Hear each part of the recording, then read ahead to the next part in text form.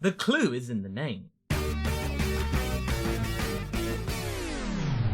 Hey guys, MasakoX here, and Dragonball Super has reached its 64th episode, therefore equaling Dragonball GT's episode count of, 64. With this number reached, I felt like it was a fitting time to discuss whether Super's made more of an impact on the Dragon Ball psyche than GT ever did in its own run. Now let me get this out of the way, Dragon Ball Super is not finished, nor does it look like it's going to be finished for a sizable amount of time. The arc that we find ourselves in currently, the Future Trunks arc, looks like to be going on for about another 5 episodes, so 68, 69 could be its endpoint. But who knows if there's going to be more arcs going forward. But let's be honest here, this series is going to continue until either one of two things happen. 1, a major cast member dies, or 2, the series becomes unprofitable. So let's get started with a big plus point. Akira Toriyama is involved in Dragon Ball Super in a sizable capacity. He may not be writing it fully, but his seal of approval is all over this product. The cliff notes and character designs are made by Toriyama, and then the Toei writing staff go from there. And the formula seems to be working, if you discount the first 2 arcs, which were basically rehashes of movies. To me, Super feels more like a complete package. It seems to be a perfect example of the way Toriyama's blend of comedy and fighting works well. You get the serious, tense moments, but then you get the slapstick moments to kind of ease up on the tension, because if we got tension all the time like we sort of did in GT towards the second half of that series, it just gets repetitive, dry, boring, weary. Oh my god, when is this going to end? Can we have some light relief? Oh my god! Super knows when to kind of pull back on the accelerator a little. We get 2 or 3 episodes which are quite tense and thought-provoking, but then we get 1 episode which is a little easier on the soul. I personally prefer that pacing. It leads to a more fulfilling experience. GT sort of felt weird. Something about it didn't feel right, and I think I can chalk it up to the first arc. Is that GT tried to ape Dragon Ball, and that's okay. In fact, that's pretty good, because Z was relatively dry on the Dragon Ball slapstick. Goku, Trunks, and Pan gallivant off across the universe going, la la la la, we're finding Dragon Balls, and oh my god, oh, that's a funny thing there. Oh, there's a civilization that needs our help. Oh, the japery we're going to have. Yeah, they seem to forget about the fact that if they don't get a move on, the Earth is about to blow up. That's going to put a dampener on any sort of comedy, because you've got that little nugget in the back of your brain. That and the fights being dragged out unnecessarily because they just have to hold back on Super Saiyan, even though we know it's there. And instead of innovating Toriyama's storylines like Super seems to be doing, they're just straight out copying. There are plot points which are lifted straight out of Dragon Ball. Toriyama's involvement with Super has been absolutely beneficial, because he has the oversight to look at what the Toei staff are doing, and therefore make some changes, and make sure that it doesn't diverge too far off the beaten track. With Toriyama's input, he can teach a new batch of writers to match his style and go forward for decades to come. I love Goku a lot. I especially love voicing Goku in Dragon Ball Z Abridged. But even I have my limits, and you may think that he's being shoehorned into Super a lot, and his idiocy has reached a whole other plane of existence to the point of annoyance. Note the Future Trunks arc especially. But that's nothing compared to GT. Now you may think that GT stands for Grand Tour, but it doesn't really. It stands for Goku Time, a long-held belief in the Dragon Ball community.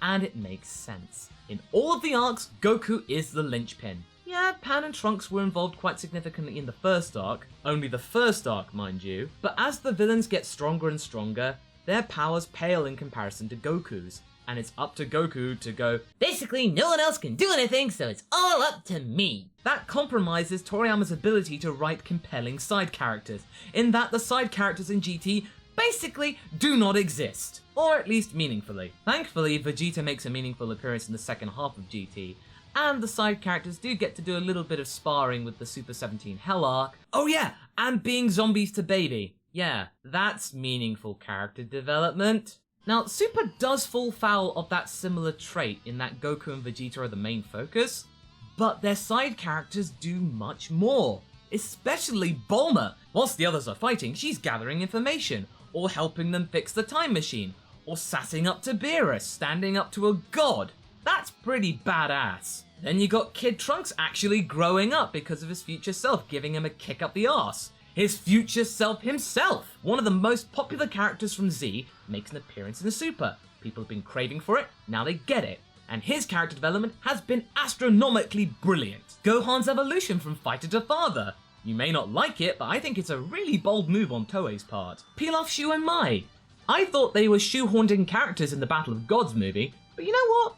They're alright. And especially Mai, future Mai, is absolutely fantastic. Vegeta maturing into a true prince instead of a rage depository. Beerus and Whis along with the god hierarchy, and much more besides. GT kind of just stuck to what they knew.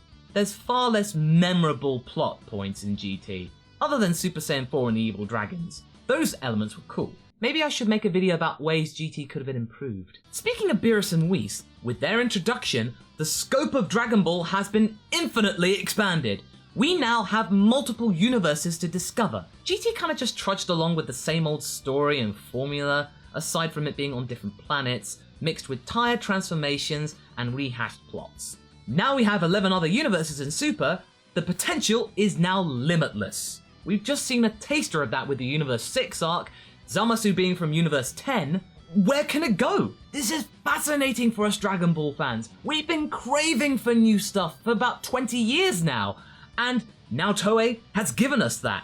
We can just go anywhere, and it seems to be within our grasp. Yeah, some of Toei's decisions up till now have been grating on hardcore fans, but maybe it's a necessary thing to keep Dragon Ball fresh and open to new fans. We have to take the rough with the smooth, but it's worth it in the long run. Dragon Ball Super is all about the Super Dragon Balls and the way they make an impact on the series. Remember how Z felt a little lacking about our favourite Wish Orbs towards the tail end of the series? Other than wishing the planet back, but it just seems to be a bit more of a convenience rather than a mythical force. Super has kept the balls relevant.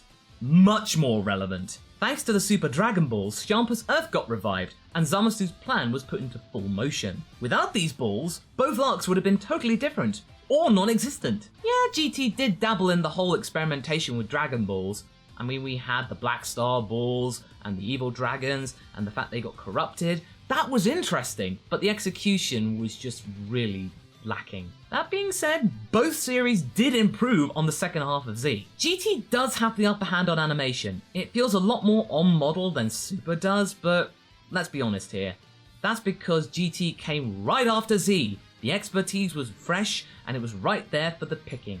Technology's moved on. We now use digital animation and digital colouring, so we're not going to be able to copy GT's and Z's style without immense cost and time restrictions. That's not going to make sense in a modern animation world where time is money. The only way that this could feasibly be done is if we had no time limits, we had no budget restrictions, and it was more of a niche product, so you could experiment with these type of things to get noticed. GT's advantage here is kind of moot. But in the end, Super feels like it's making much more of an effort to be a genuine Dragon Ball product. Truly, it had a catastrophic start, but it's now settled into a good formula.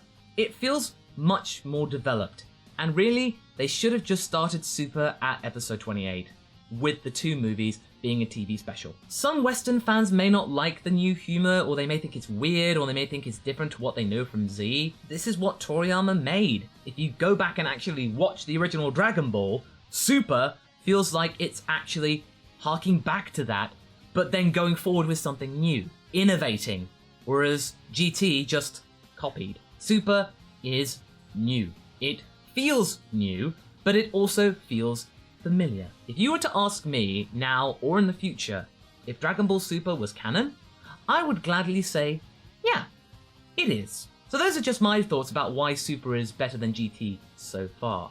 I'd love to know what you think. Leave a comment and let's get this discussion going. So as usual, be sure to like and subscribe, and until next time guys, catch you later.